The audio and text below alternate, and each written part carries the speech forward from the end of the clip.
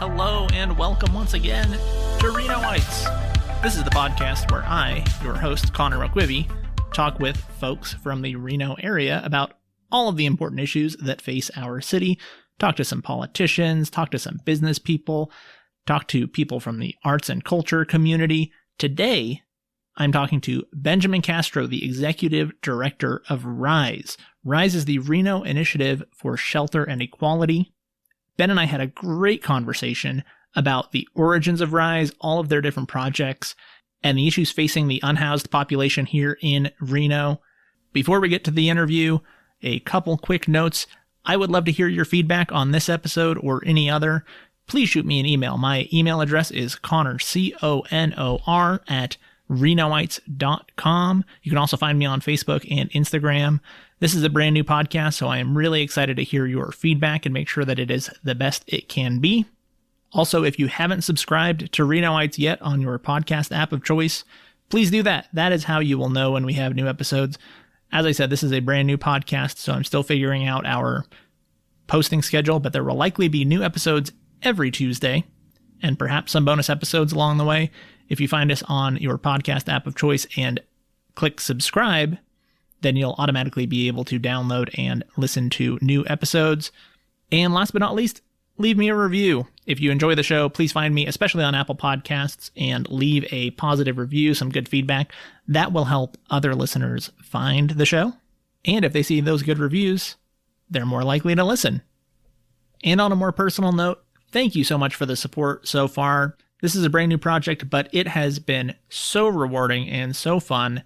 People have been incredibly supportive, and I am just so grateful that the people in my life who know me, and even some who don't, have taken an interest in the show. I think it's going to be really fun, and I am glad you are along for the ride. So, without any further ado, this week's guest, Ben Castro. So, first of all, thank you so much for agreeing to come on the podcast and talk to me. I'm really excited to learn a lot about RISE because I'm familiar with you. I met you briefly. I came in and served food at one of the Rise and Dine dinners a couple years back, and it's been great seeing all the progress in the last couple years. I guess the best place for us to start is if you could just give me a little bit of an overview of what RISE is and kind of what role you play in the in serving the homeless population in Reno now, and then we'll kind of jump back to the beginning and talk about some of the projects that you've had along the way and what you've learned from them. But to start, if you just want to introduce yourself and kind of tell me a little bit about what RISE is and your role in RISE and what function RISE performs in the larger landscape of the Reno homeless situation. Yeah, absolutely. So first, my name's Benjamin Castro. I'm the executive director of RISE. We are houseless advocates. First and foremost, we try to speak for those who have been ignored or forgotten in our society. If I were to say what kind of organization we are, we're consensus-based. We're a bottom-up kind of organization. Everything we do is focused on the needs and demands of the people we serve. Until more recently, we were a collection of volunteers who cared, who wanted to get informed, wanted to stay informed, and wanted to have an impact, again, on the not just on the people we serve, but to influence the structural mechanisms that put people outside in the first place. More recently, many of us graduated, I guess, or transitioned from volunteers to actual paid employees through our partnership with the County Human Services Agency to operate Our Place. So we've come a long way. It's been an incredible journey, and I'm really excited for the great things that I think are in our future. That's great. I'm excited that Our Place has become such a successful project. But to start, I kind of want to go back to the beginning of how RISE started. So what were the first steps into the organization, and how did it all begin?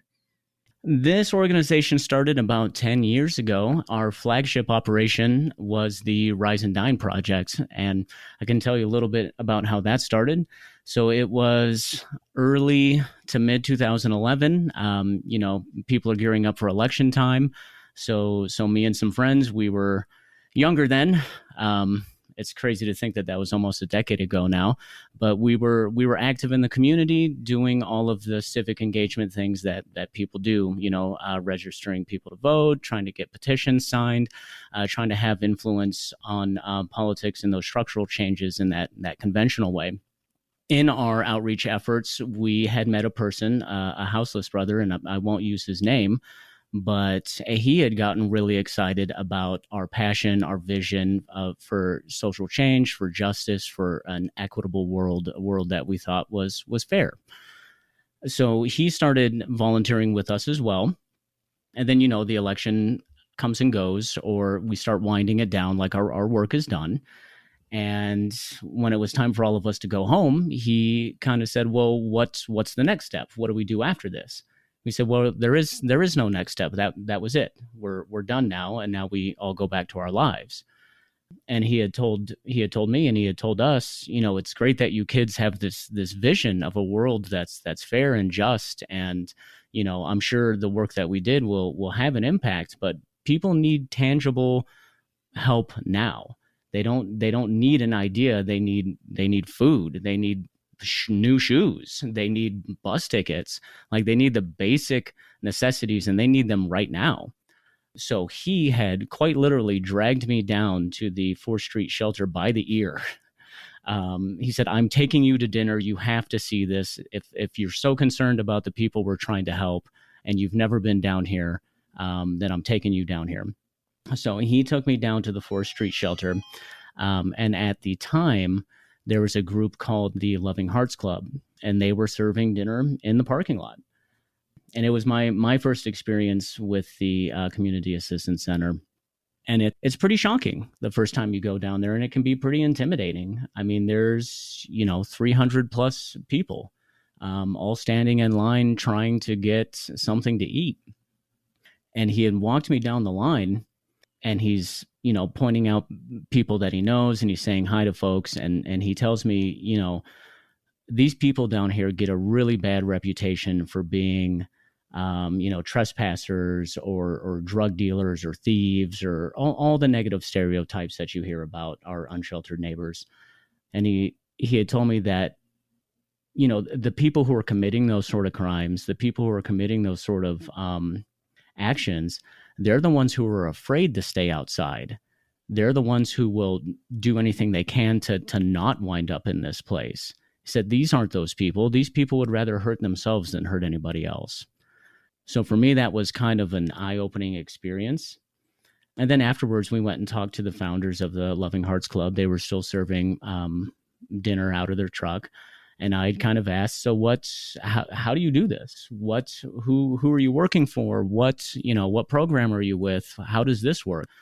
And they basically said, there's nothing to it. We made a bunch of sandwiches and we're handing them out. We don't have a budget. We don't get $1 million checks. There's no payroll. We're just doing it. So in my mind, something clicked about what I thought direct action and mutual aid really looks like. So, we reconvened our friends again, and at the time we said, we've all got degrees. These have got to be worth something. This seems like something we can do. Let's do something. So we had this big pot, like this big huge cooking pot, and we called it the Wonder Pot, and we had thrown all of our leftovers in it, basically, heated it up to temp, and said, we're going to take it down and we're going to serve it too. And this is just going to be a good outreach opportunity for us. This will be a good way to kind of get, some boots and some ears on the ground to really figure out what people are struggling with. And I became hooked instantly. There really is nothing like that level of engagement. Because sometimes the group that we serve, a lot of times they just want to be heard. They just want to be seen, and they just want to feel normal again for just a moment. And I say it a lot to the people we talk to, but that human interaction, making them feel regular, I guess, for lack of a better word again, or just not invisible. Because most of the time, the only time that they are seen out in the community is when they're reminded that they're not welcome. So just giving them that moment to where we see you and you are welcome to be here, and we want you to be here, even if it's just for a moment.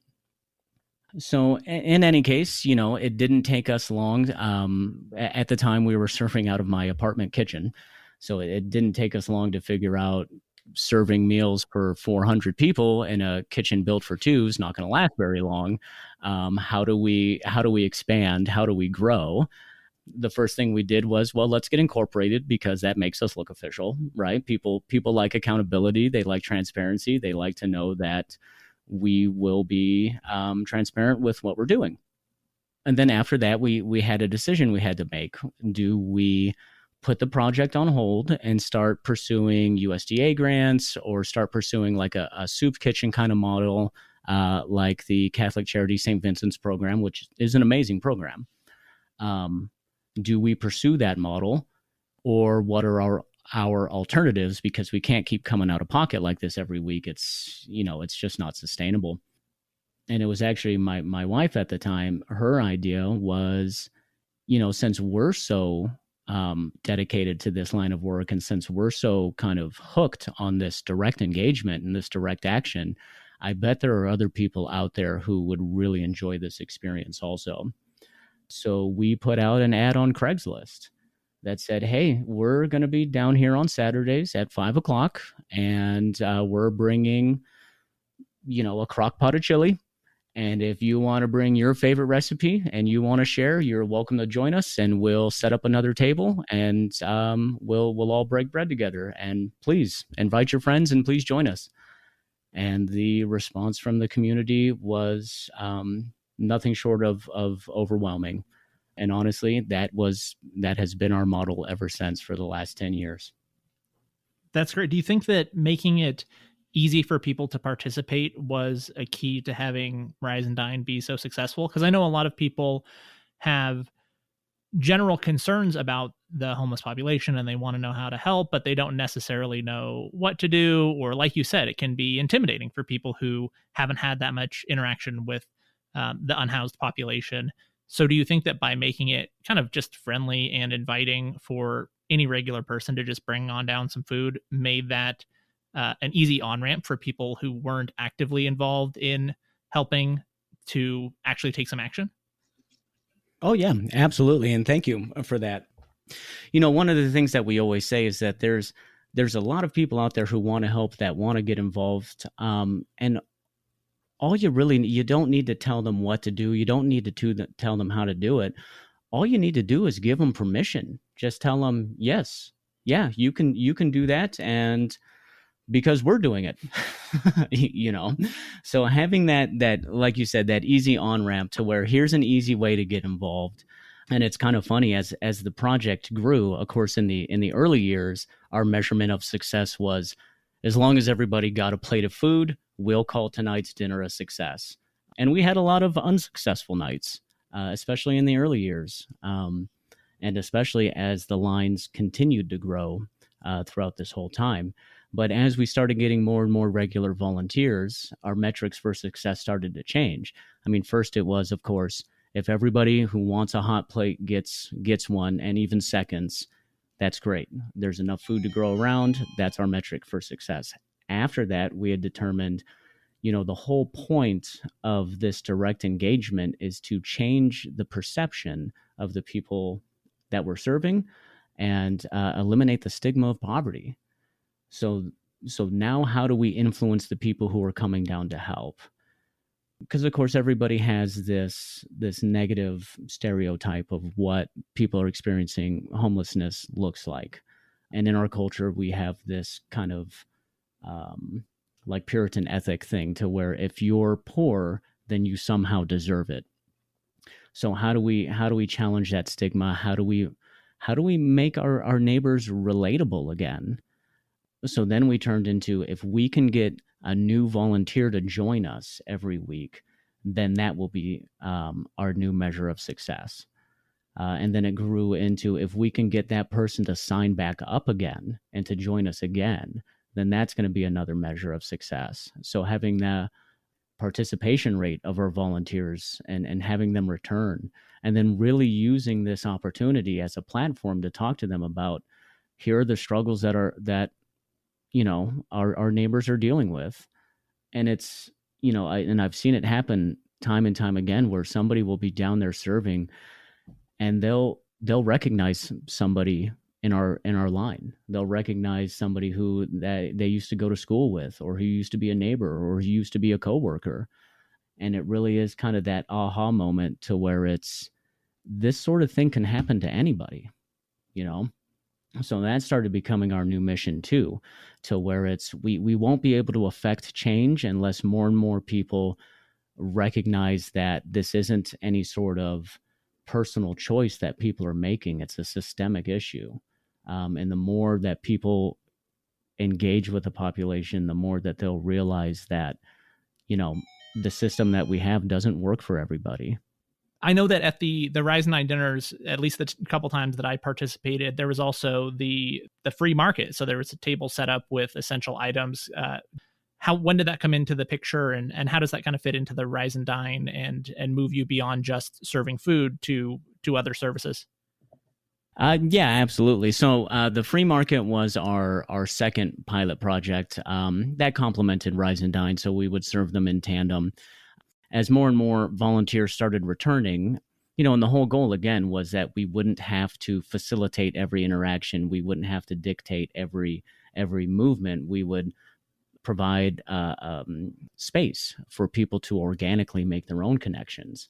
So, you know, the folks who would come and join us, obviously, now that the stigma of poverty has been removed, now they're engaging with the population, they're engaging with their neighbors, and they, you know, start asking, how can I help? What else do you need? So the next easy steps were, you know, I kind of need some toothpaste, like a new set of shoes would be really helpful, a blanket, you know, socks. So a lot of our returning volunteers would just start showing up with things that had been donated. And we didn't really, at the time, had a way to distribute those items. So the first time and the first couple of times, it was kind of a disaster because somebody would show up with a bunch of coats and we'd be serving dinner. And they said, hey, I bought a bunch of coats down. I said, oh, that's great. How about we just lay them down over here and whoever wants one can come get one. And half of our dinner line left to go get coats. And of course, there's not 300 coats in this bag. So then they start running back to get back in a dinner line. And then, hey, that was my place. And hey, you know, so there were a few times we had to, there's enough food for everybody. Just everybody be patient, please. So, you know, that's a learning curve on our part. Once it started to become a regular thing that, hey, people are, you know, responding to the demands of our neighbors. And again, that's nothing that we dictated. That's nothing that we facilitated. All we did was give people permission to help. So once we had realized that this is going to be a regular occurrence until we figure out a better way to do this. So at that point, the free market was born, and we stuck with that name because we thought it was funny, and it's a free market. So dinners were at 5. We decided not to have, and this took us a while to figure out too.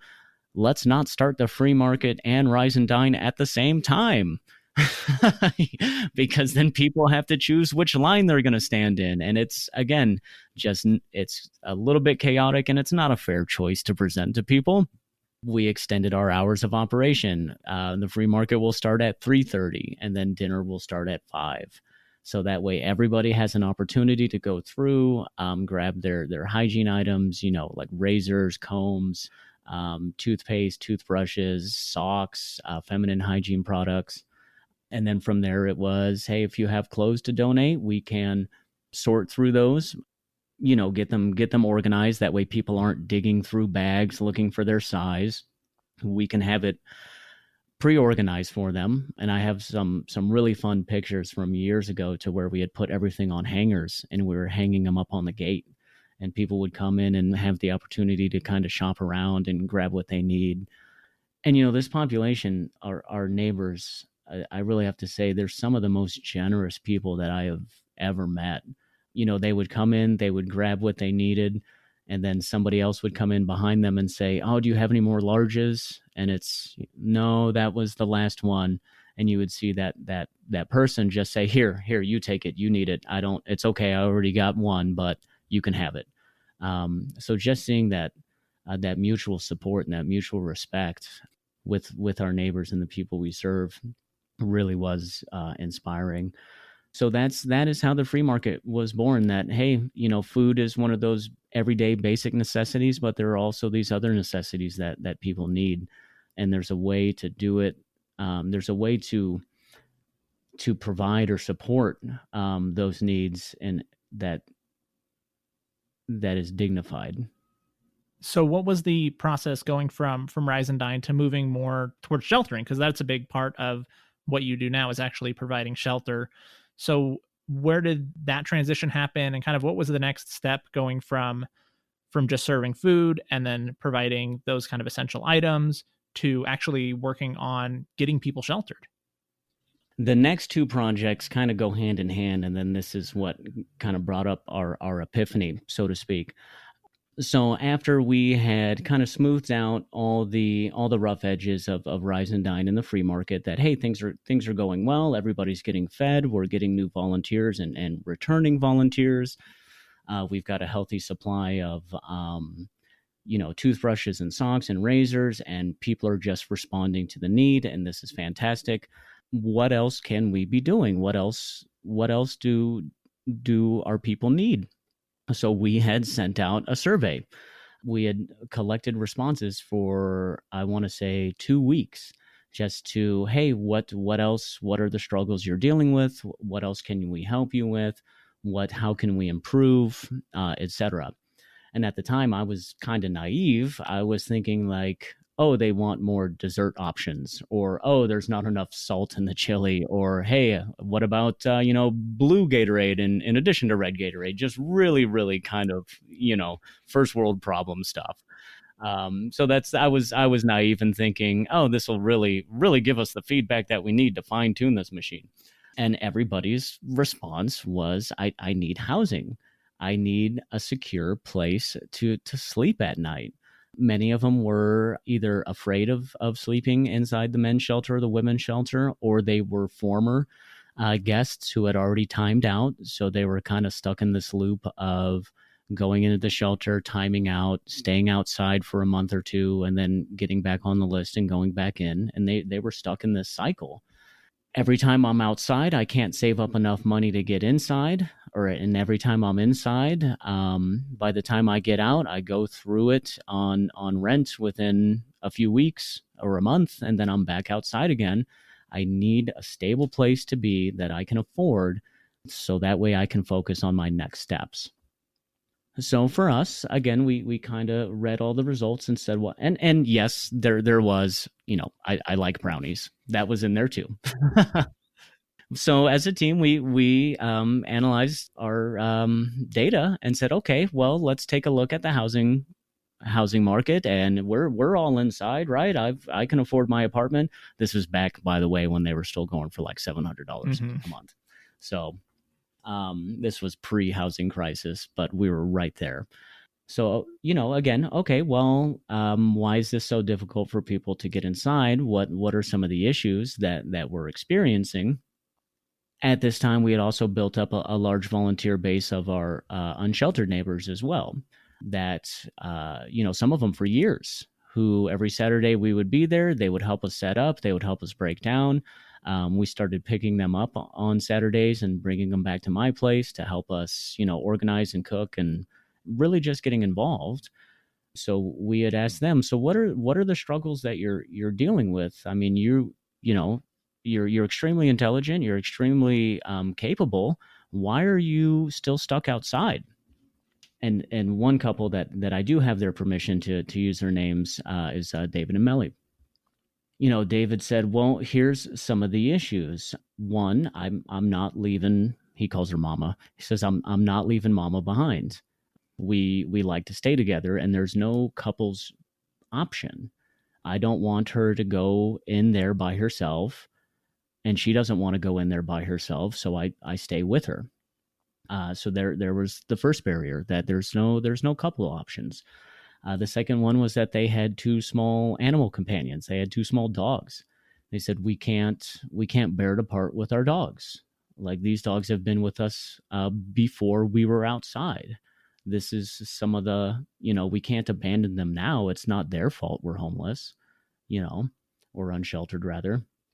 Some of the other things he pointed out was that, neither of us qualify for Social Security because we're still of working age. And then the last thing, which is kind of odd, he said, and none of us are suffering from any sort of a substance use disorder, which there's a lot of programs out there for people who do. And then he said, and then we don't have any children. So there really are no options for us. So it was kind of funny for me because I took all these notes and, I went home and I looked at them and I said, all of these things are actually in normal society, in our culture, these are all strengths. These are all benefits. Okay, you guys are a strong couple. You have dogs. You're not suffering from substance use disorder. You're of working age. And then in my personal experience with them, that you're extremely, you're smart, you're capable.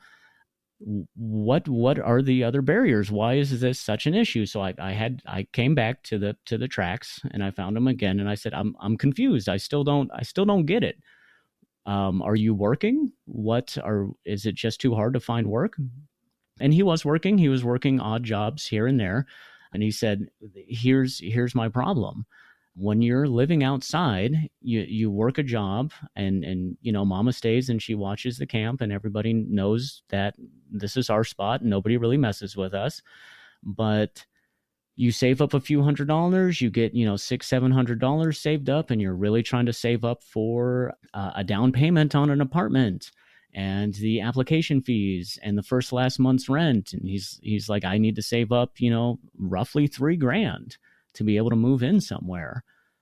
And he says, I've gotten close a few times, but, like usually around $1,500, and this is what he told me, usually around $1,500 is when I hit my breaking point and I can't spend another night outside. I can't. It's like, she can't. So we go and we get a weekly and I put, $1,400 down on 2 weeks at a weekly. And we have a nice 2 weeks to where we have running water and a bathroom and a locking door and all of the nice, sense of security and a good night's sleep. And by the time the 2 weeks are up, I haven't saved up enough to continue. So we're back outside. So you get stuck in this poverty trap. So it was one of those odd things. And this is a couple that had been deemed program resistant. What does that mean, program resistant? Program resistant basically means they're not willing to separate. She's not going to go into the women's shelter. He's not going to go into the men's shelter. They're resisting programs. So learning more of that firsthand experience about the poverty cycle, learning more of that experience, and these are all things we can relate to. You don't want to give up your dog. You don't want to break up your family. You're just going to rough it. And it kind of dawned on me that this couple, this family, it's not program resistant. They're just not program qualified. So we had identified them as a couple and this whole demographic of folks that there are no services for them. So that was just kind of one example that, like, okay, here's some of the barriers that people are experiencing into getting emergency housing. At the same time, one volunteer group that had been kind of regular with us was a group home for high-functioning mentally ill men and women. So they're suffering from some sort of mental health issue, but they are high-functioning. And they were cooking pastas and lasagnas and food, and they were bringing it down to serve. And it was a lot of fun, and they were a fun group. And then one of the residents at this program had asked, "Hey Ben, you should come over and play board games with us one day, or you should come over and hang out and do all this other fun stuff." And they had been asking for months, and so eventually I said, "Okay, let's where are you guys at? I'll come by and we can have a game night." So, and of course I cleared it with the house manager. She was, we'd love to have you over. So, okay, I want to go hang out with you guys. Yeah, this will be fun. So we go over to the group home, and I think we played Monopoly, it was a board game. We were having fun. It was a Saturday afternoon, and they had this really beautiful backyard in the back that got tons of sunlight, and it was just bare empty. And I said, "What are you guys doing with this backyard?" And they said, "Oh, nothing. It's just a yard." I said, it'd be really, really nice to have a garden back here to where we can grow food and you guys could actually cook that food and bring it down to Rise and Dine. And it's an idea that we had been tossing around as an organization for a while, that one way to supplement the costs of the food that we were cooking was to grow your own. Like, how do we reach out to organizations, or how do we do it ourselves to where we could grow our own organic, high quality, nutrient dense produce, and give our guests better quality food? Because if you eat good, you feel good, right? And we can definitely get into the food as healthcare model as well, which I do believe in. So we had kind of pitched the idea to this group that, hey, if we can raise some funds and get the soil turned over, and we can get some starter seeds, I'm sure, donated, or maybe we can grow our own, and we'll get all the stuff, the irrigation. Could we grow a garden back here and have the residents kind of tend it? So they loved it. We were able to raise, I think it was like $1,200 really fast. And we said, this is going to be a nice group project for the residents here. And at the same time, we're going to learn more about how group homes work, because that's where we were going. That, hey, we need to get some couples like David and Melly and a few other folks that we had identified. We need to get them inside. And we're partnering with this group home, and this will be fun. So it was a fantastic summer. We turned the soil. We tried to get them into composting a little bit, but it didn't really stick well. And that's okay. I get it. Old habits die hard, but one step at a time.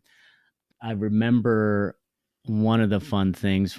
We decided to start everything from seeds, and I had a few heirloom seeds that I had been growing year after year and saving the seeds.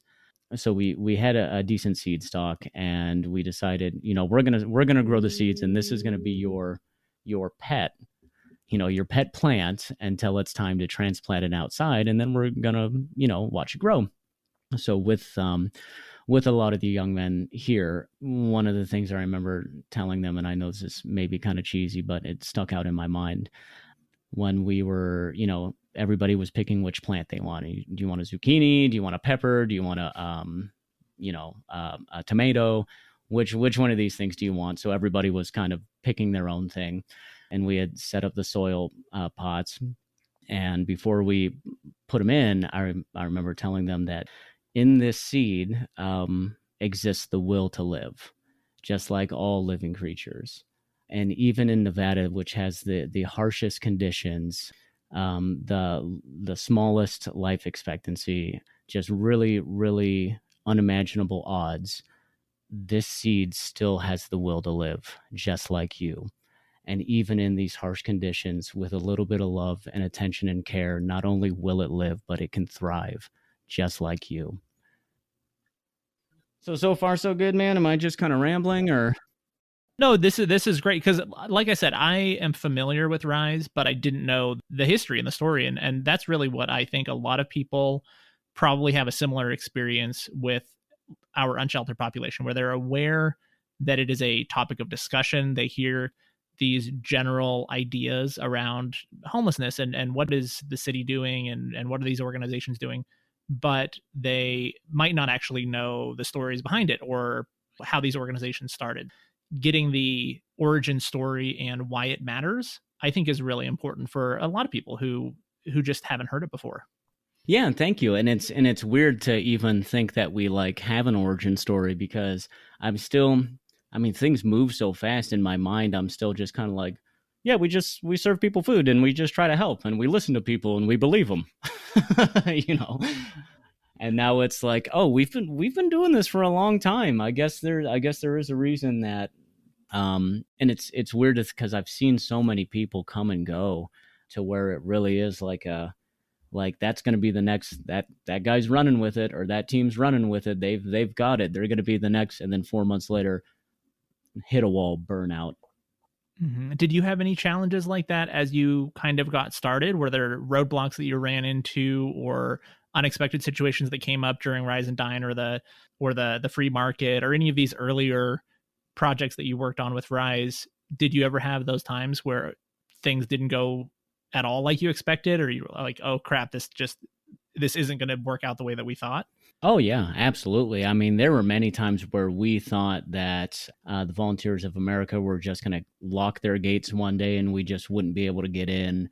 Or there were a few times, and I'll tell you one, which is kind of funny. I remember the first time that I tried to cancel a Rise and Dine event, and it was the last time that we ever did it. So it was like, year one, maybe year two, we were still kind of, for the most part, cooking all of the food, doing all the heavy lifting. We would have some families come through, but for the most part, it was all us. And there was a really nasty snowstorm that night, and we were all kind of gathered at my apartment, and it was 4:00, 4:30, looking out the window like, hey, or I think it was like 2:00, and it was coming down bad. So I had made the decision, like, you know what, this is a safety hazard. We can't be asking volunteers to drive in these conditions. Nobody's going to be there anyways. We're not cooking. Let's just cancel it. So I made a couple of phone calls like, hey, we're not coming.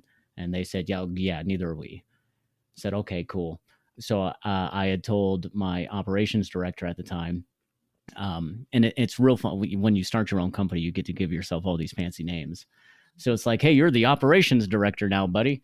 So, I told my director of operations, hey, we'll make coffee because I'm already boiling the water. We'll make the coffee. We'll send it down.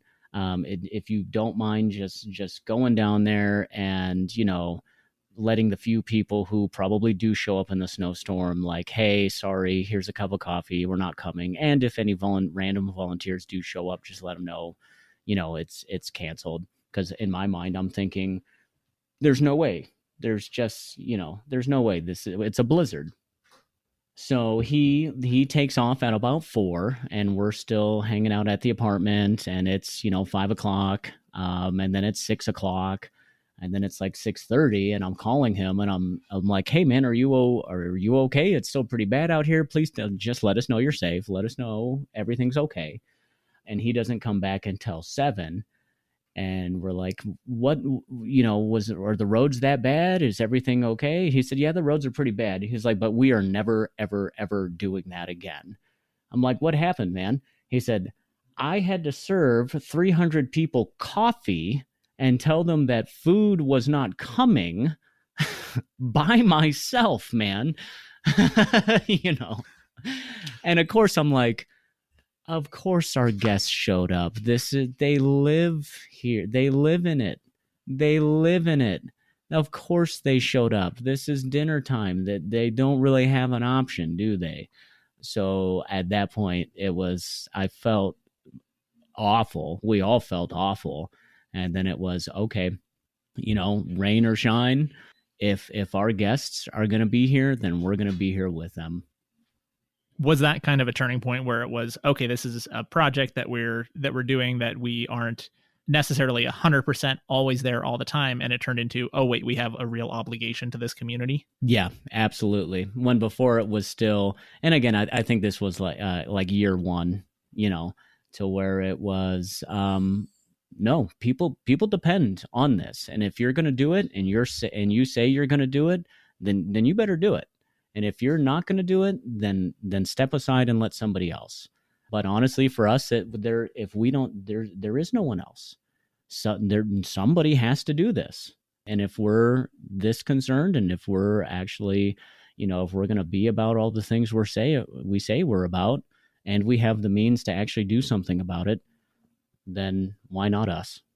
You were telling me about the gardens and that project, and kind of how that was a step on the way to housing, right? What was what came next after that? Oh, so how did those tie in? That's right. So we had gotten all of the young men excited about, hey, I'm growing my own food, and this is going to be really fun. And we continued following up with them. Every dinner they would come by, and probably every Wednesday I would go by there and just check in. And oh, look, the seedlings are starting, and okay, we have to separate some of these because we got 7 of them in this tiny little plot. Let's see if we can separate, or choose which one's actually going to live. So this was fun. We're growing food. This is great. and we're learning more about group housing, group models. So at the same time, I could not get David and Melly out of my head that we've got this couple that is outside, and David had disclosed that he had had a stroke some years ago, and this is one of those things, and this really kind of dawned on me as well, that people don't really think of the journey it takes from being inside and having a job and just being one of the quote unquote normies, and the journey from having that to being outside. It's not an overnight occurrence. Like, people aren't just born outside and stay outside, you know. So I kept following up with them every weekend as well, and hearing about, he had a high paying job. He met his wife. I believe they were both doing karaoke. Just a normal, like, hey, we're in love and we're getting married, and then hearing the journey of, hey, you had an unexpected medical bill, and then you couldn't return to work because of it, and then you had to downsize your home into an apartment, and then you had to get a storage unit, and then shortly after that you lose the storage unit, and then you lose all the stuff from there, and then you lose the apartment, and then you're in the car, and then you do that for as long as you can, and then one day you finally lose the car and you're outside. And by the time you get outside, you're so exhausted from fighting for so long to prevent this from happening that by the time you get outside, you're exhausted, you're defeated. It's not like hey, I woke up one day and all my stuff's gone and I'm just gonna wake up with vigor and get everything back immediately. Like, that's just unrealistic. So, but this couple was well known in the community. They were taking advantage. I don't want to say taking advantage, but they were, going to the food banks, going to the different resources in town, including us, and volunteering where they could, and just trying to make connections and make their way back up. But we had really identified them as one of those folks that, you really don't need long-term wraparound services. This seems more like a poverty issue than any sort of other issue. In our housing model, we had kind of thought, what if we just identified this niche demographic that nobody's serving? And I don't want to say there's an abundance of resources available for those suffering from mental health illness or substance use disorder or anything like that. But at the very least, there are programs for those for that demographic. What about this demographic that there is nothing? So we were kind of turning the wheels on what that would look like, and we had kind of opted for, we need to get a house. We need to get a group home. We can put this underserved demographic in it, and we can charge a sliding scale and just give them that 2 to 3 month boost that they really need before they can transition and be independent again. Because I had asked them, like, what do you really need? I mean, why, how much time would it take? And they told me 3 months. If I could have 3 months with a roof where I don't have to worry about the bills, I can save up enough money to be on my own. So we were okay, that's our target deadline. So, and again, throughout this entire time, the free market's doing well. Rise and Dine is still doing well and continuing. We had decided to call the Garden Project, and we were expanding that as well to where it's, hey, let's grow food to supplement Rise and Dine. And we were soliciting partners for that, and we decided to call it Giving Gardens, which, and I'll just say, grew into an amazing partnership with Flint Street Farm and Soulful Seeds as it is today. And they donate tons of produce, and we've made amazing friends at the Great Basin Co-op through that project also. And a lot of others that I'm forgetting right now, and I'm so sorry. So at the end of the growing season, with this group home, all of these things are all happening at once. It's coming up to the end of it's coming up to harvest. Like, hey, we're going to harvest the peppers and the zucchinis and the tomatoes, and we've got tons of spinach and tons of kale and chard, and it's just going to, we're going to harvest it and cook it and serve it and eat it ourselves. This is going to be beautiful. So around that time, the house manager had called me and said, hey, we've got a problem. I've got an emergency. I need your help. I said, okay. So I'm understandably nervous. So I call her back and I'm like, what's the emergency? What's going on? And she said, well, it's regarding, and I don't want to use his name, but it was a young man who was a resident there. I said, it's regarding this person, and he's quitting the program. He's moving out. I said, oh no, well that's not good. What's going on? He said he's moving out by the end of the week, and I don't. Can you talk to him? Can you convince him to stay? Can you just talk to him? I said, okay, yeah. And this was the kid who invited me over for board games. This was the whole reason I'm this far involved into this project in the first place. So that Wednesday when I went up to visit everybody, and we weren't using Roundup or anything, so we're literally picking slugs off of tomato plants and trimming little what do they call those, pluckers off the tomatoes, and doing all the stuff. We're doing it by hand. So I got a moment with him alone. I said, hey man, can I talk to you for a second? And so I pull him aside, and I heard you're dropping out of the program, that you're leaving. What's going on? And he said, well, I'm tired of surrendering my income to this place. And honestly, me and a couple others, we're just going to take our money and we're going to go get an apartment. So for those who are unfamiliar, most Medicaid billing group homes, which is your traditional model, most of the residents either surrender their disability income, or they have Medicaid and they're billed for it, or they have like a payee, whatever the case may be. Usually they surrender their income to the organization in exchange for room and board, and then they'll get, like maybe $50 a week or whatever's left over. These residents had kind of figured out that, hey, we can actually, if we don't do that and we all pool our money together, we can move out of here. We can go get our own apartment and we can, keep our money. So I said, so is you and a couple of others are going to go get an apartment? He said, yeah. And I know that, again, I can't use names, but I know that the house manager is really, really mad at us, and I'm really sorry. And I'm sad that she's mad at me, but I just, we want to get out of here. So I told him, this doesn't sound like you're dropping out at all. This sounds like you guys are graduating. Right. That sounds like a success story. Yeah, like this is the whole point. You guys are getting out of here. So I was like, congratulations. This is fantastic. When are you leaving? He says, I'm looking at the end of the week. And I said, what apartment did you get? Oh my God, go get those other two, you guys, so I'm over the moon. I'm ecstatic. So I go back to the house manager and I said, they're not dropping out. They got their own place. This is great. And it was kind of sad because her reaction was like, well, yeah, but what that leaves me with is that I got to figure out how to get more people into these beds in order to keep the lights on. And so it really kind of dawned on how like the perverse incentives that there are in a lot of these models, that it really becomes more self-serving than it is about serving the people we're actually here to serve. Well, that was just one of those enlightening moments that, oh, this is part of what some people would call like the homeless industry complex. Mm-hmm. That you guys are in this it's about self-preservation than it is about actually ending homelessness, actually ending poverty. This is more about just keeping your job. So that was eye-opening, to say the least.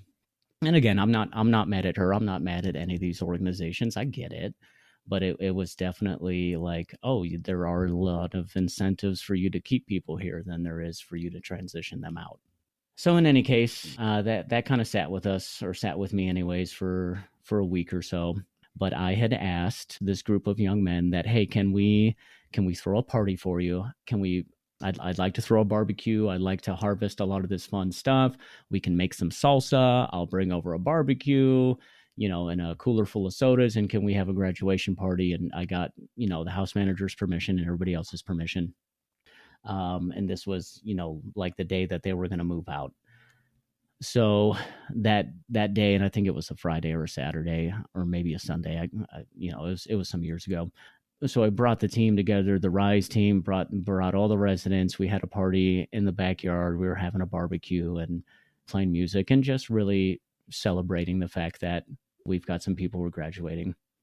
And halfway through, I noticed that, the young man, he's not really partying. He's not really engaging very much. So I asked him, hey, what's the matter? You seem kind of down, or you seem kind of distracted. Are you nervous? Everything's going to be okay. And he said, well, I'm more than nervous. I'm scared to death. Mm-hmm. He said, between you and me, if it was up to me, and if I could just pay rent for my room and just stay here, I would prefer to do that, because this is my home. This is where I learned some valuable skills. This is where I made my friends. This is where I grew into the person I am today. And I don't want to leave. I want to stay. He said, I wish I could just pay, $300 for my room and then just live my life. So that really, really stuck with me, and it kind of dawned, and I shared this experience with the team, and it dawned on us that why in most transitional homes are we asking people to transition out into the world that it's still a rough world. The world that brought you to your knees in the first place still exists. It's still the world, and how successful are a lot of these cases to where people are transitioning out, and what's the recidivism rate, and do they gain true independence without like these wraparound services, or do they end up back on the streets? Do they end up coming back to the homes? And why are we doing this to them? So we had kind of talked about as a group, would be an amazing concept would be like a reverse transitional home. If an organization were to get a home and you provided, that sort of that shelter and that community living program for folks, and of course people would come in for 3 months, like our friends David and Melly, and they would say, "This is all we need, and we're off on our way, and thank you very much, love you, and we'll see you around." And we would have a lot of people like that, maybe 3 months, maybe 6 months, maybe a year, but eventually we would find people who wanted to stay. And okay, if you want to stay and you just want to pay your piece of the rent and your piece of the utilities, then you're welcome to stay. And then we'll keep cycling through the rest of the rooms in the home. And in our mind, we had imagined a scenario to where maybe after 3 or 4 years, we would find a group of residents, a group of roommates that they all wanted to stay, and everything just clicked. And I don't want to go get another apartment. I like living right here. And once that moment happened, then it would be the organization that would transition out of the home. And we would sign the mortgage payments over to them. We would sign the utility bills and the trash and the power over to them. And this is now your home. And we're in a better position to go get another home. We can go get another one on the other side of town, and we'll do it all over again. So that became the concept for our living room housing model. And we decided to call it the living room because we came up with it in this living room. And then plus everybody needs a little living room. So we thought it was kind of cute. But that became our housing model, that the organization would put down the down payment, acquire the property because we're in a position to do that. We would find residents who, on a sliding scale, if you can't afford anything, you don't pay anything. If you can afford some stuff, we would never go above 30% of your income. If you want to volunteer your time in lieu of rent, whatever the case may be, we'd figure out what makes sense for each individual family and each individual resident. And then once we get to that place where everything clicks and everybody's ready to stay, we're leaving. You guys are homed. You guys are housed, and we're going to go get another one, and we'll do it all again. And of course, we'll be close. If things start to struggle, we're right here. We can jump in. We can help get the ship back on course. But for the most part, this is your house now. This is your home now. And we don't have to worry about recidivism because you're already home, and we can go somewhere else. I've never heard of this model before, but is this something that you just kind of came up with? Is this being done in other cities? This seems like a really kind of innovative approach. that doesn't force people, like you said, people build community and they like the home that they live in. And there's probably challenges even when people are, ready to graduate or move on, of the shift in the culture in their home, of the people that they see every day. Is this something that other cities are doing or that other organizations do? Because I think it seems just so smart and makes so much sense. Well, thank you. And I mean, it serves the people we mean to serve, right? So not to my understanding, there's any other model like this that exists. How's it going? How's it going so far? So when did you start the living room thing, and how is what's the progress been, or what have the results been? Great question. So I want to say this started in 2017. And I may have my dates wrong, and I'm sorry I didn't come better prepared. But it was a few years ago, to where we said this is fantastic. Why isn't anybody doing this? Like, this will end homelessness. It really will. Obviously it'll end houselessness. We're putting people in houses. Ta-da. you know. So our first, again, just love the learning experiences, and I never am ever shocked at how naive I can be. So the first thing we do is we go to a bank and we say we want to take out a loan to buy a house, and they said, okay, well, obviously we're a fairly young, fairly broke, fledgling organization. I mean, all of our money is in volunteer hours and donated food that's expensed immediately and donated clothing that's given away immediately. Like, we don't have any leverage. We don't have any capital assets.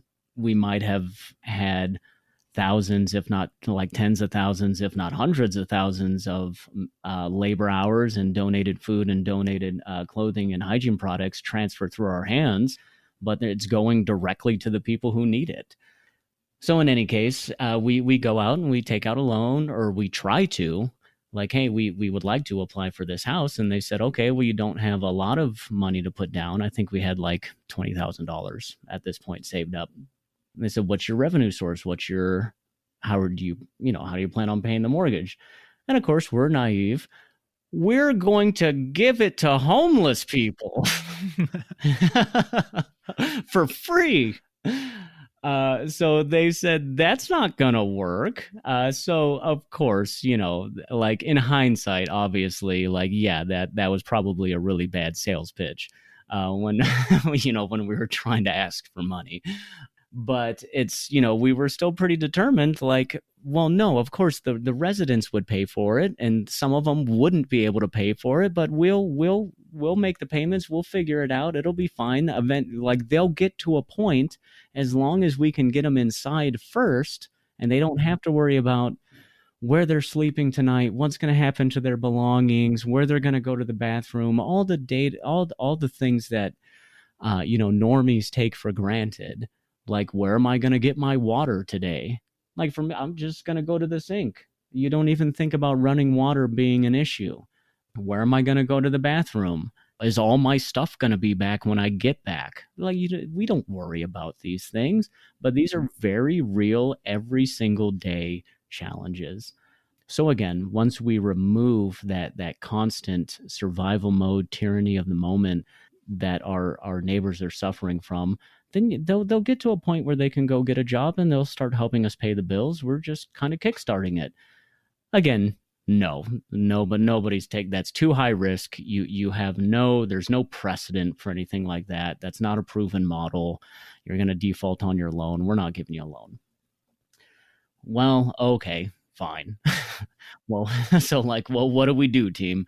It took us, 6 years, 7 years to save up $20,000. We want to wait another 7-8 years, and that way we'll have like $30,000. Like, what are we going to do here? Do we sit on $20K until it becomes $200K, and then we can just outright buy a house? What are our options? Do we take that $20K and we just go spend it on office space, and now we have a headquarters that's not my living room? Like, what do we do?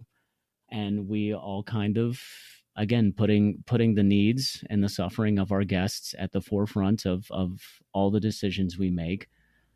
Well, people need to be inside now.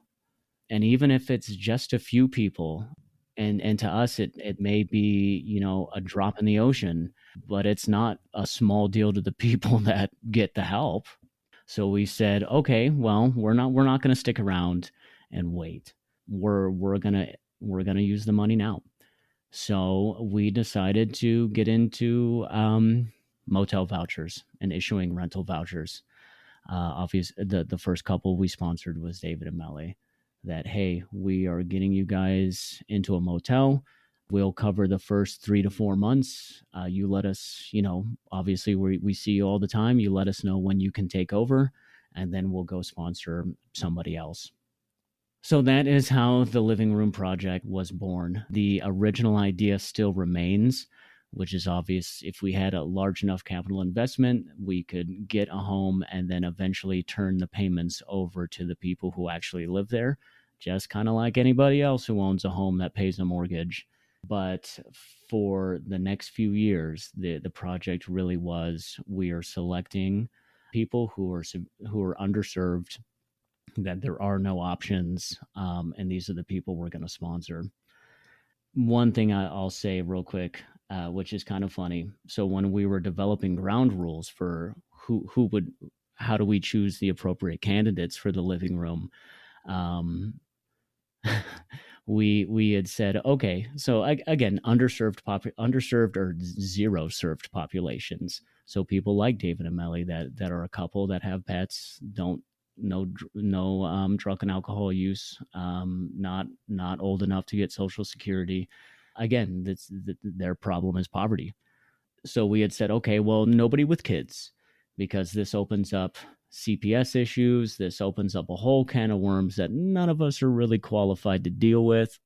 Okay, nobody suffering from substance use disorder, because again, opens up a whole can of worms that none of us are really qualified to deal with. And there are other programs out in this town that deal with that. And I there was one more criteria to where we said we're not qualified to deal with it. And of course, it's Rise, so we broke every single one of our rules fairly early on. I'll tell you about the first family that we decided to sponsor, but I'm going to take a sip of my tea really fast. Yeah, that's fine. Do you find that being a young and smallish and nimble organization around this project was a benefit sometimes? Like you said, you figured it out as you go along. Do you think that gave you more flexibility to do things differently than maybe a larger institution would in dealing with these issues? I think so, yes, because we weren't really fixated, or we didn't have a lot of attachment to what they call fixed costs. So fixed costs is or sunken costs rather. My apologies. So sunken costs is the concept of, we've invested hundreds of thousands of dollars into this thing and it's not working and we can't just walk away from it. For us, it was just, hey, we're trying this thing. We volunteered lots of hours and time, and it's not working. We have to do something else. So it never really was about saving face. I think one of the things that was a real benefit to us as an organization, especially in the early days, is we weren't afraid to look stupid.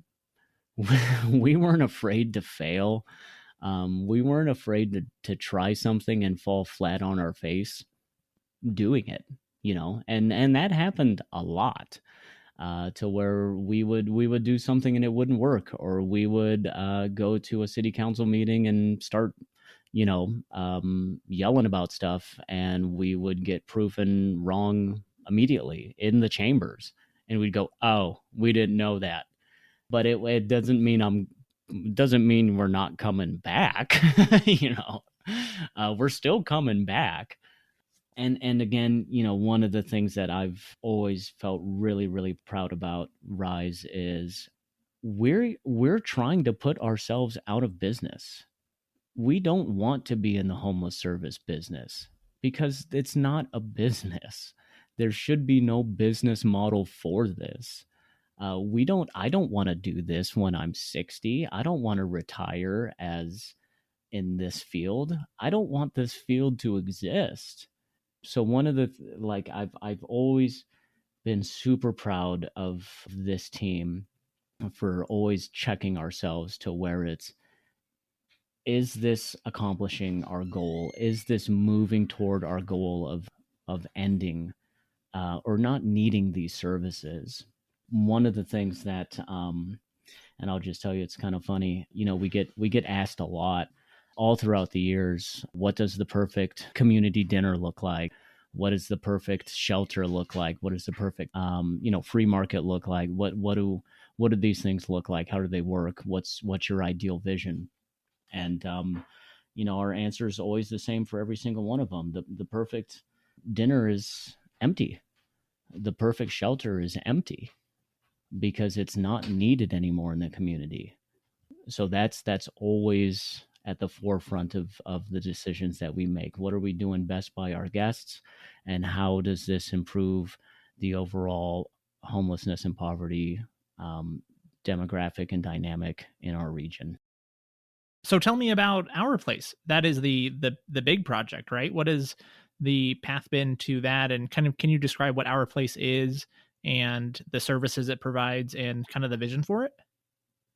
Yeah, absolutely. Did you want? I'm sorry, real quick. Did you want to hear about the living room family? Oh yeah, oh yeah. And no, I have another question. I want to hear about the living room family, and I also want to ask you about the volunteer efforts around the living room, because I was looking on the website and I think it's really interesting that the model of the living room also involves this aspect of volunteer support, right? It does, yes. So I'll tell you the real quick story about the first family that we ever hosted, and then ways to get involved in the living room. So this family, and again, I'm going to be really careful not to use names. I remember the first time that we had met them, and it was during Rise and Dine, and they were staying at the family shelter. The father had come out and said, "Hey, what's all this?" And we were kind of setting up the clothing rack and putting the tables and the canopy up. I said, "Oh, it starts in about 20 minutes. We're going to be giving out, clothes and hygiene, and if you need some, the line is starting back there." And he said, "Oh, awesome. Can I help?" He says, "I like to work for everything I get. Can I help?" I said, "Yeah, absolutely." So he helps me set up, and then he goes and gets his wife and his kid, and they're helping, and then he decides to help us for dinner and help serve and kind of help pick up trash and all the rest of it. And then at the end he said, "Hey, can I've been eyeballing those pair of shoes, and is it okay if I get something to eat?" And I was, I really appreciate your help today. Here you go. They're yours. Here's a couple of plates for you and the family. They're yours. Really, really appreciate your help. So for the next couple of months, every time we'd show up, they were there. They were helping us get the line organized. They were helping us get the volunteers organized. Just amazing people. And then one day we showed up and they weren't there. And this, this field it's a weird field to be in, because you you care for people so much that you hope that you don't see them down there again, you know. So one day we show up and they're not there, and I just kind of like, okay, well maybe something happened, or maybe I'm sure everything's fine. And then the next weekend you show up and they're not there again, and I kind of started asking around, hey, has anybody seen them? And oh yeah, no, they moved out. I said, okay, great. Okay, cool. I'm just, thank you. In my head, I can just be happy with that. There's just this, into the sunset sort of ending.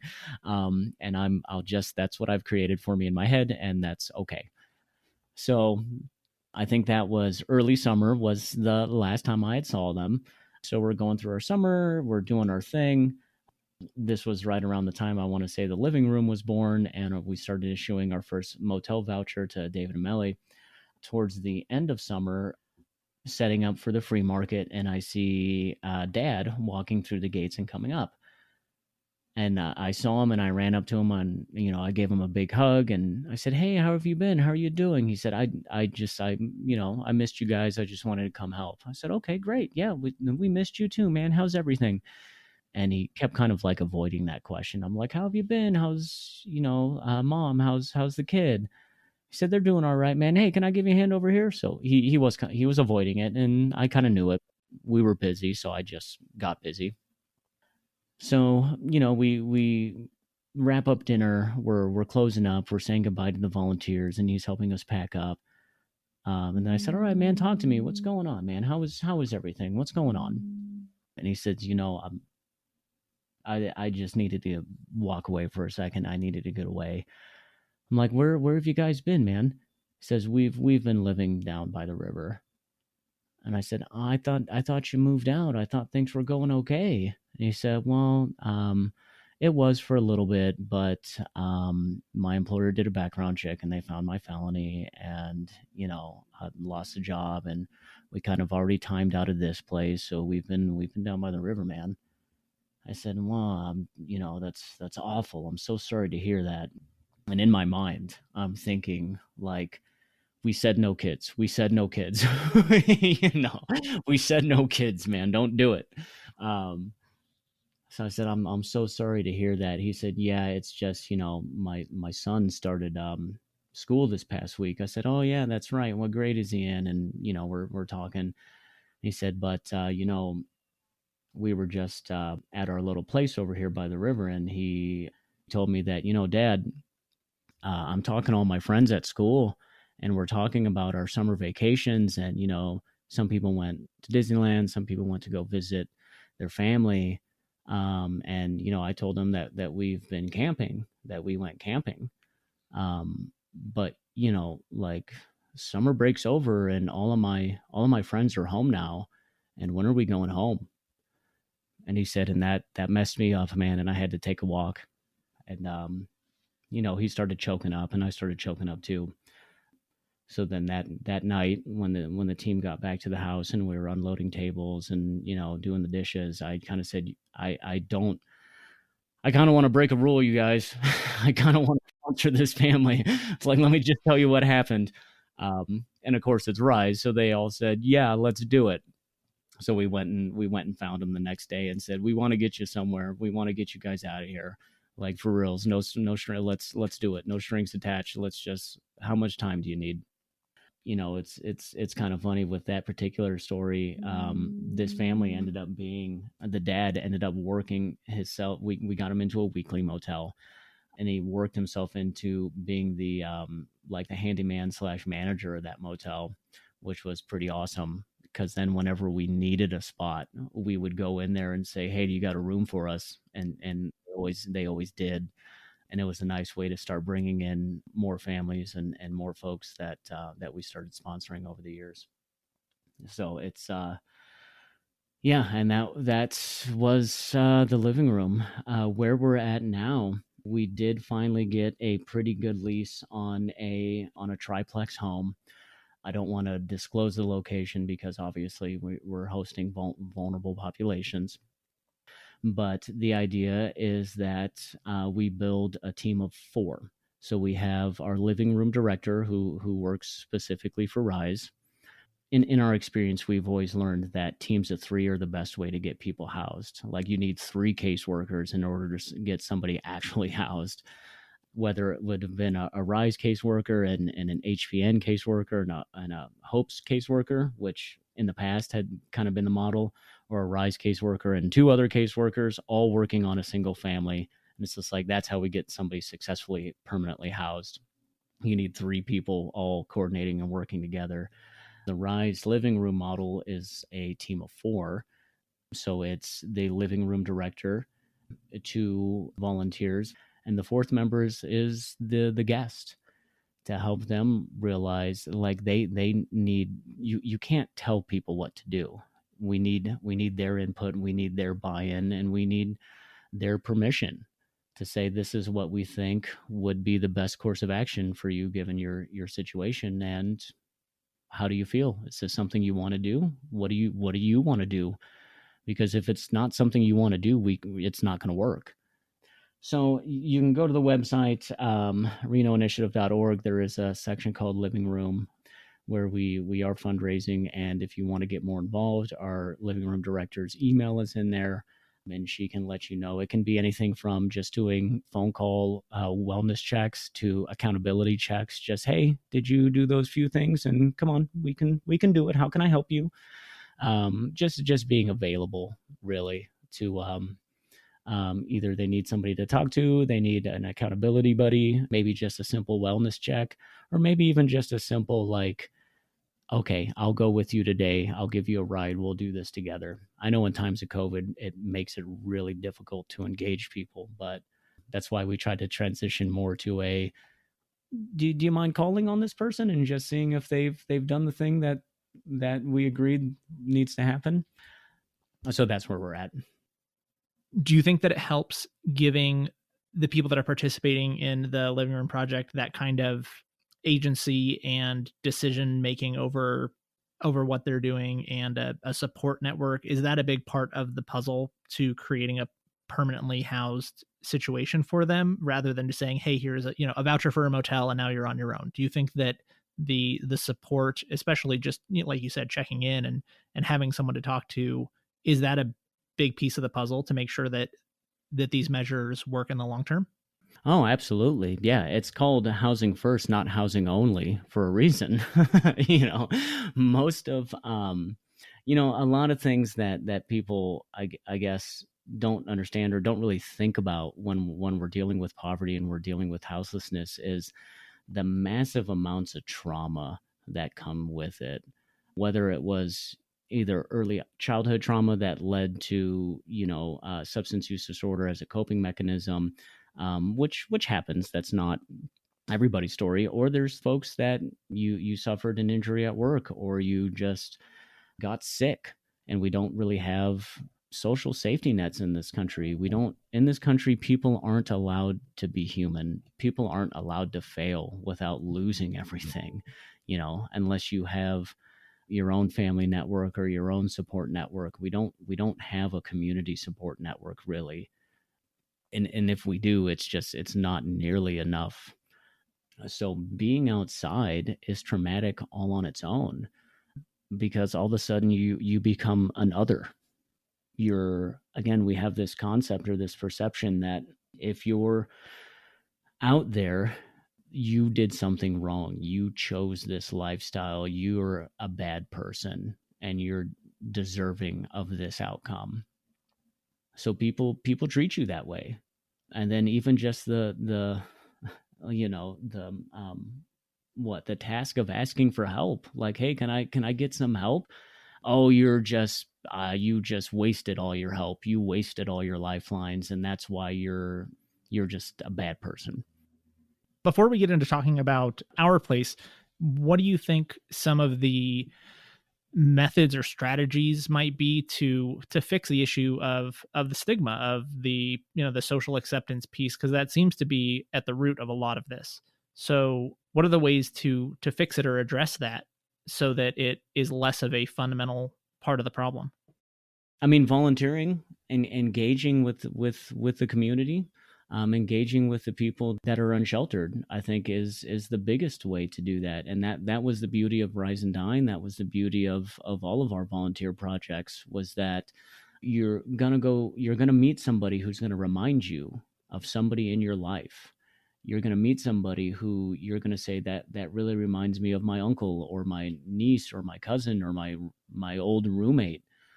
And I wonder whatever happened to that person. I mean, chances are they could have wound up here too.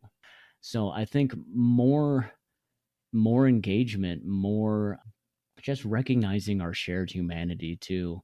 And it's funny because, again, I think as a culture, as a society, we're afraid to do that.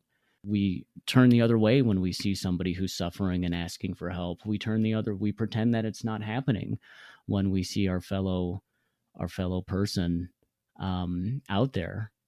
We pretend their suffering doesn't exist. And I think a lot of it is because we don't want to admit that could be us. We don't want to admit that could be somebody that we love. So we pretend it's not happening. We pretend that, well, I'm a good person. This could never happen to me.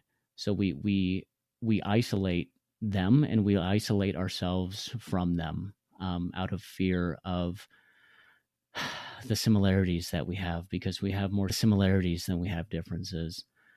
So how do we destroy that? Get involved somehow. Find an organization that's doing something you believe in, and volunteer with them. If you can't find an organization that's doing something that you believe in, do what we did and start your own. Anybody can do it. Anybody can treat somebody with dignity and compassion and respect and kindness. You don't need a PhD, you don't need a 501c3, you don't need all the red tape to do it. My answer is that we just need to recognize our shared circumstances, our shared humanity, and really the bottom line is our shared fate, because there is no future where we're all getting out of this thing. There's no future that exists to where only all the bad things happen to our houseless people and only all the good things happen to me.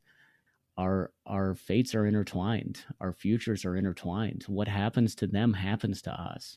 If you want to gauge the strength of any community, of any society, look at the most vulnerable person in that society and look at the health and welfare of that person, because that tells you more about how a society is functioning than the most well-off person in your community. I'd love to talk about Our Place and other projects that are coming up. So tell me a little bit about Our Place and what that is and what kind of the current projects. That is the emergency shelter for women and families and seniors here in Washoe County. We were encouraged to apply for Our Place late 2019. That, hey, the request for proposals is going out. The county is looking for operators for Our Place. We had heard rumors that the old NAMS campus is being transitioned and transformed and rehabbed into this beautiful campus, and we're removing the women and the families from the downtown shelter, and that's just all going to be men, and we're taking this population and giving them a more holistic, a more healing environment. So we were in love with the concept that just, yes, the downtown community assistance center has been overcrowded for years. We've been at capacity as far as emergency shelter goes for many, many years. It took so long for even just regional authorities and decision makers to finally admit that, yes, we are in a housing crisis.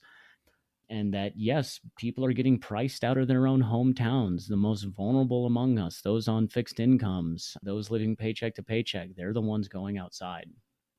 So when the Our Place RFP was open for bid, of course, we thought like that's great, and hopefully they don't screw it up. Whoever gets it, hopefully they don't screw it up. But we were encouraged to apply. We were pretty loud advocates about how people deserve to be treated nicely, that they deserve to be treated with dignity. They deserve nice things too.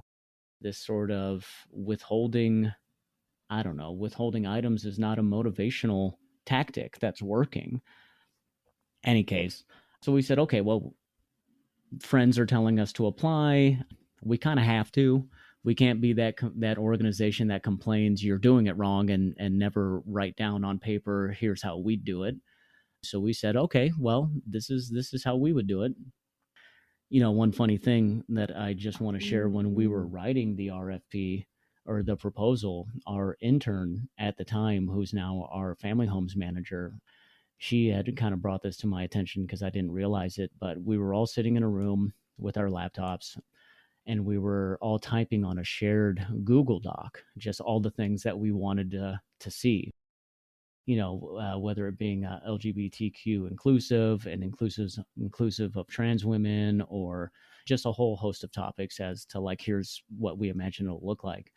And then when we were done, obviously we had to polish it, and we had 9 different voices in this proposal, so we had to kind of polish it to make sure it all smooths well. And we submitted it, and she had pointed it out after we had submitted that guys, we didn't take out a single thing that any of us had put on that piece of paper. Like, we reorganized it maybe, but we didn't remove anything. And I think that speaks volumes as to the type of organization we are. Any case, so really funny story. We apply, like, okay, well, that was a fun exercise. Like, at least we know how to write proposals now. That's in my mind. Like, well, at least now we know how to write a proposal, and we've got a good one for, when one day this this happens. So it was, I want to say early February, like the timing was amazing. Like early to mid February, it's announced that Rise has been chosen as the operator for our place. And I really didn't believe it. I said, "Is this a joke? They're joking, right? Like, I know you didn't choose this ragtag group to be in charge of this multi-million-dollar investment that you just made." So we had kind of called and said, "Are we serious?" And they said, "Yeah, we're serious." I said, "Okay, when can we quit our jobs? When can we all put in our resignations and start working?" I mean, at the time we were volunteers all these years. We all had day jobs. So right when the vote was going to go to the Board of County Commissioners, COVID lockdown hits. No more public meetings, no more nothing. So we were kind of in limbo for like a month of, do we actually have this contract? Can I quit my job now? And our friends in the county human services agency was saying, yes, we chose you, we proposed, they just need to vote on it and make it official. I'm like, well, I can't really quit my job until I know that I have another job. you know so that we do have a video on our Facebook page of the day that they had called an emergency meeting to officially vote on this so that we could all actually get started. So just kind of the trials of trying to open up a shelter in the middle of quarantine, right? Any case, some of what makes our place unique. So it is a low barrier housing first model. What that means is that we've tried to remove as many barriers as possible to emergency housing. Our guests are allowed to bring their animal companions. That's been identified as one of the biggest barriers, choosing between your pet or choosing your shelter. That kind of seemed like an easy one. And I say easy, but I know our partner spent many, many, many, many months making sure that this goes smoothly. But allowing animals on campus, not requiring sobriety, so we don't drug test folks, not requiring any sort of psychiatric med management before you're allowed shelter. So some high barrier shelters require that hey, you have to go get your mental health issues under control before you're allowed to seek emergency services, or you have to go through detox or recovery and successfully graduate and be pursuing or at least be sober before you're allowed to come onto campus. So having all of those barriers removed, there's no sort of income requirements in order to access emergency shelter. Again, that's all part of the housing first model, that we can't address any of these other issues until you have a safe, secure place and we can start actually planning for the future. When we remove that, where am I going to sleep tonight fear. We definitely appreciate and adopt the harm reduction philosophy, which is meeting people where they're at, but not leaving them there. So meeting people without judgment, acknowledging any of the issues that we may be struggling with, whether may be mental health, whether it may be substance use disorder. We have sharps containers on site. We have Narcan on site. All of our team, well, most of our team has been trained on how to administer it. So reducing harm as much as possible. But again, the key there is harm reduction as a pathway to recovery. Once we establish that relationship without judgment, and we start to gain that trust that, hey, we actually do care about you, and we wish you wouldn't do these things, and then starting to play those kind of or starting to present some of those challenges, like, it kind of seems that some of your issues are revolving around this thing that you're doing. Let's try a experiment. Do you want to try not doing that for maybe a week and see if we still have those issues? And of course, if they say no, then okay, you're allowed to say no. That's not going to cost you your bed. That's not going to cost you our relationship. So I think those are important. One of the key tenets of our model as well is intentionally hiring and supporting a certified peer recovery support specialists. So what certified CPRSS, these are folks with lived experience who have 2 years of recovery, whether it be from substance use disorder, mental health, whatever the case it may be. And they're able to identify what they're recovering from and what their recovery looks like. So in order to get certified, having that lived experience, being in recovery for 2 or more years, you have to take the online modules. So it's through CASAT up at UNR, where you learn about motivational interviewing, you learn about trauma informed care, you learn about harm reduction, you learn about all the different pathways to recovery. But one of the biggest things that they learn is how to remove stigma from their own personal story, how to not perpetuate stigma from those who have similar stories, and then to really how to use their story, how to tell their story and use their experience as an educational tool for those who are early in their recovery or recovery curious, if you will. So then after they go through the program up at UNR, they have to pass a state certified board exam. And then once they do, great, you're a certified peer recovery support specialist. So we intentionally brought on people onto our team that were either already certified or who have identified as having lived experience in either homelessness, substance use, etc. In my mind, and I think our guests will agree, that makes our team more relatable, more trustworthy, more approachable, and it's a living proof that, hey, there's life after this place, there's life after what you're going through, and I know and I can tell you because I'm it. So our county partner's been amazing to work with. They've been super responsive, very flexible, very patient with us. As you can imagine, Rise being a consensus-based organization, sometimes it takes us a little bit longer than it would other organizations to kind of decide which way we're going to go. And that's fine. The benefits of consensus far outweigh any sort of hindrances. But some of the things that I'm really excited and proud about, when we opened, we had a capacity for 102 women and 28 families. And we pretty much opened with a wait list. We became full immediately, and we had a wait list. Just this past month, we opened up a fourth family home. So we now have the capacity for 38 families.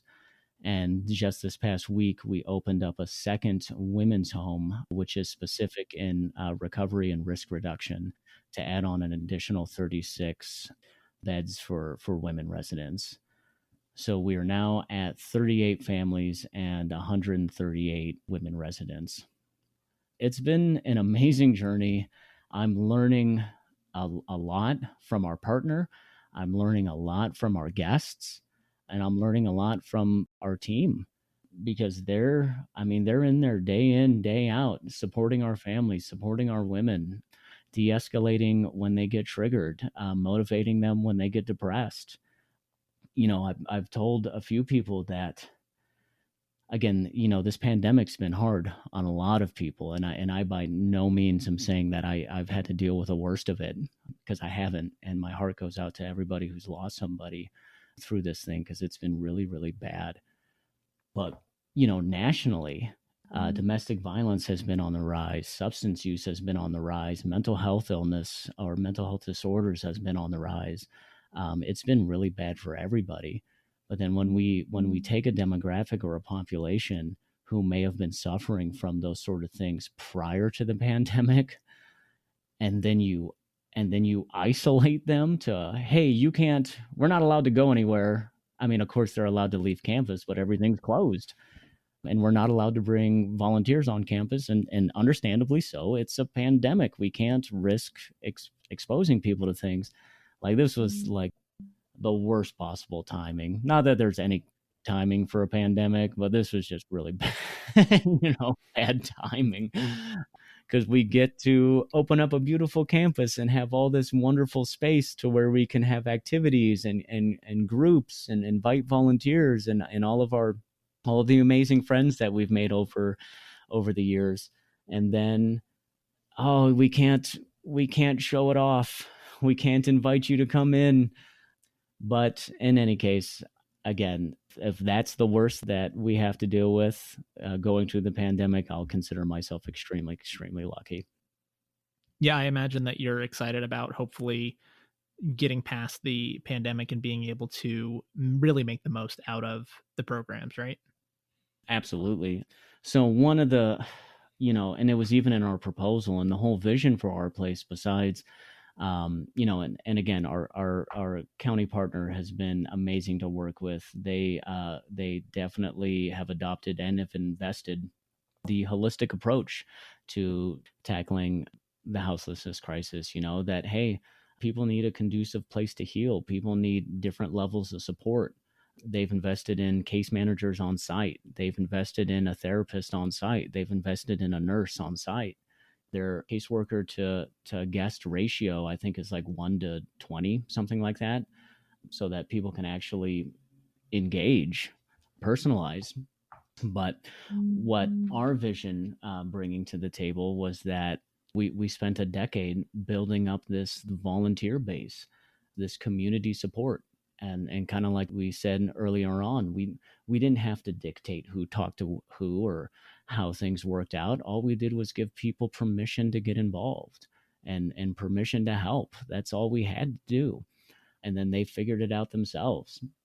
So the idea was that you're not just bringing Rise, we're bringing the community onto campus. We're bringing the community to these families and to the women and providing that space to let people organically create their own resource circles, create their own network circles, to let people organically network, I guess, really. So then that way, when it was time for this family or this woman to leave our place, they didn't have to, quote unquote, re-enter the community. They were already a part of the community. They just had to find somewhere else to live.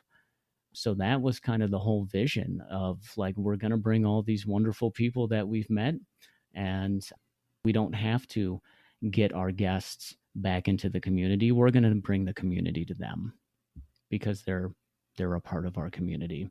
And once they have that sense of purpose, that sense of value, and those friendships that they make, that will solve most of these issues.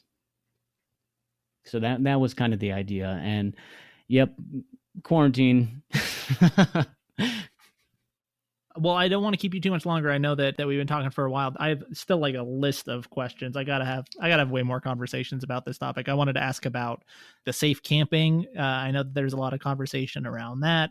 I know other cities have tried that just to get at least a safe place for people to camp if they are living outdoors instead of having to worry about their stuff being stolen. I wanted to talk to you about people that are resistant to shelters. I know some people have had bad experiences with shelters and programs, so there's some understandable worries and that all kinds of things that I wanted to ask you, but I kind of ran out of time, so we'll have to have another conversation sometime. But what do you want people to know?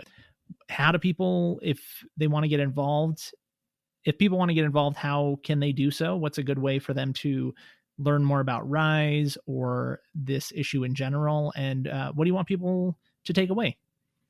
All great questions. And I'm sorry, Connor, that we didn't really even get into the meat of like, why do people not go to housing? What is a safe camp? What does it mean? What are those varied success and failures? And Rise has been pushing for a safe camp for a long time in this town, but it does look like it's going to be part of the Nevada Cares campus. So I'm really, really excited about that. And we are going to have to spend some more time together.